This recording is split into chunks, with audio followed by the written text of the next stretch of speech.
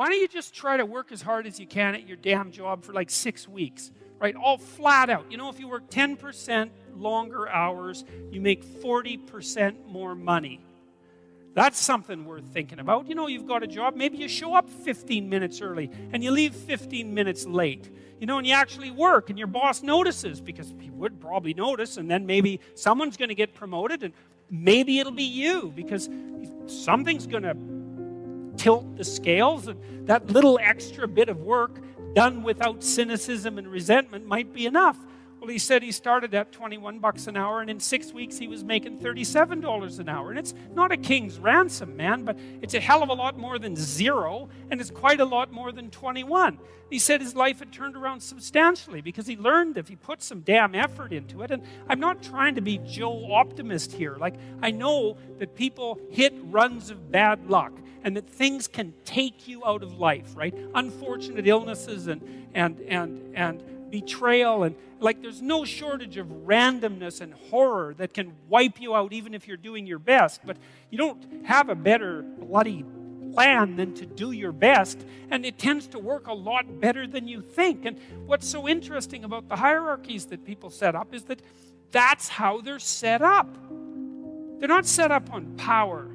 They're set up on reciprocity and skill and trust. Not always. You know, and if you're in a job where you work hard and you're a good guy and you're doing your best and your boss is a bloody tyrant and you never get a break, it's like, okay, fine. You're in a Foucault world.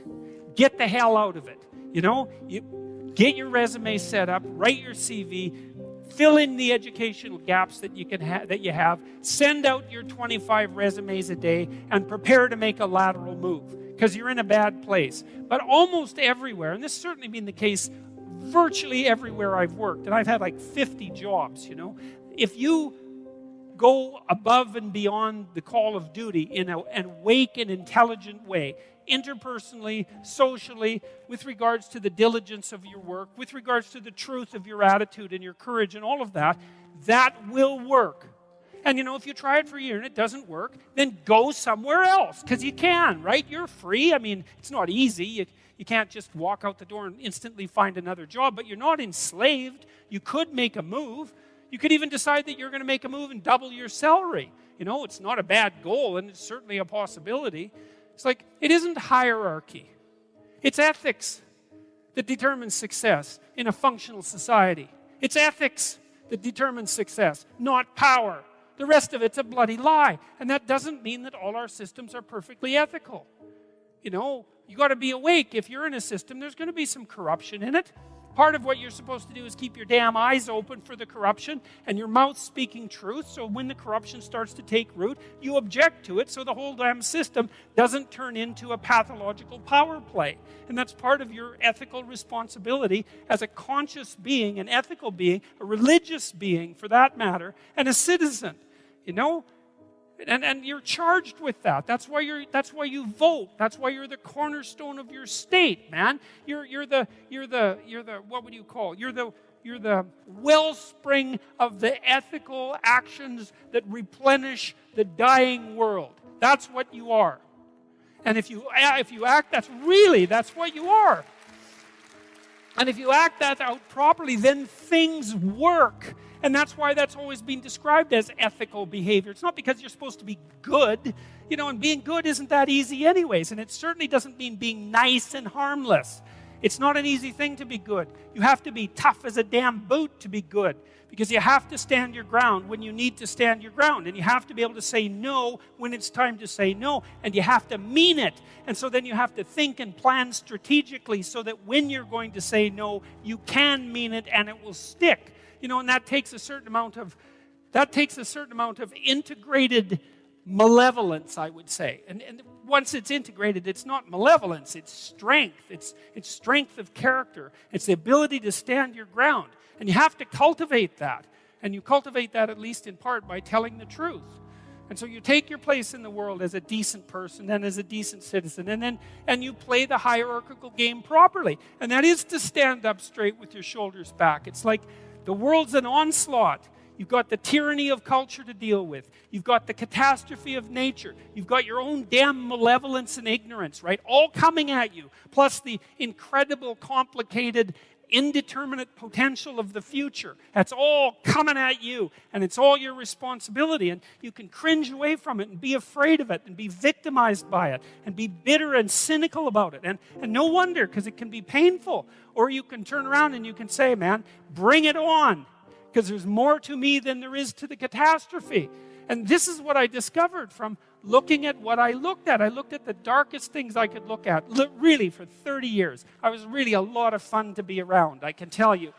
I looked at the darkest things that I could think of, right? Not only what happened in Auschwitz and what happened in the Gulag, but personal issues. You know, it's like I wasn't so much interested in the totalitarians as a group. I was interested in the people who undertook the terrible acts that the totalitarians required. You know, the people who, I was just rereading Ordinary Men, and it was a story about a police battalion in Poland that trained ordinary policemen to take naked pregnant women out into the fields and shoot them in the back of the head. It takes a lot of training, by the way, before you can bring yourself to do that. And you aren't the same person by the end of it. It's pretty goddamn horrific. You know, and I was trying to figure out, what would it be like to be that person?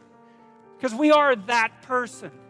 And then what would it be like to not be that person, right? To refuse to do that, to not participate in that.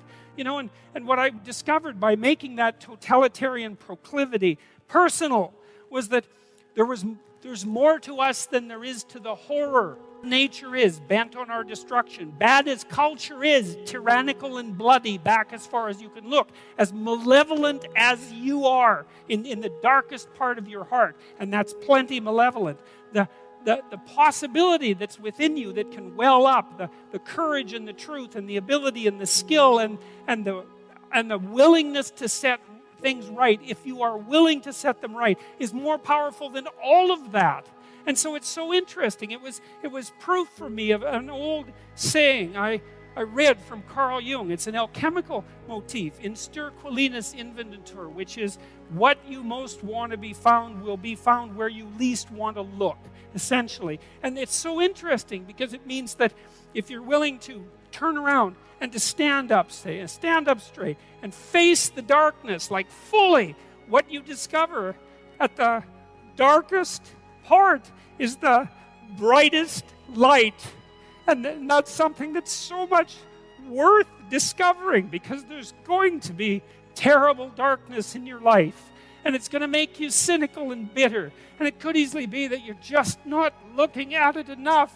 Because if you looked at it enough and you didn't shy away and you brought everything you had to bear on it, you'd find that there was more to you than there was to the horror.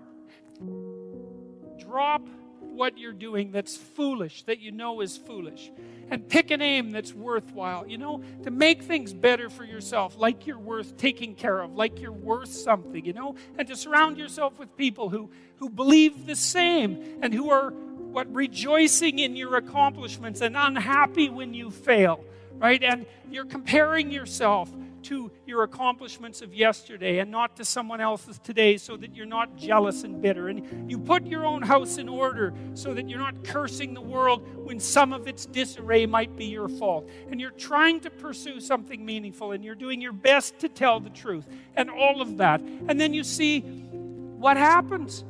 Who the hell are you? You know, you think you're a miracle of some bloody bizarre sort. We've been around for 3.5 billion years. You know, every single one of your relatives propagated successfully. And here you are, against all possible odds, in this world of hell in some sense, and bitterness and tyranny and malevolence. And yet God only knows what's inside you, this capacity for consciousness, the capacity to confront potential and to turn it into something good. That's us, man. That's the Western story. That's the individual as the cornerstone of the state. That's our responsibility. And it really is who we are. And so we need to know that, and we need to remember it, and we need to act it out. And then maybe we can see what we can do about it, you know? and see how good we could make things. And maybe that would be the purpose of your damn life, right? Not to be happy. It's like there's problems to be solved. Be happy after you solve the goddamn things.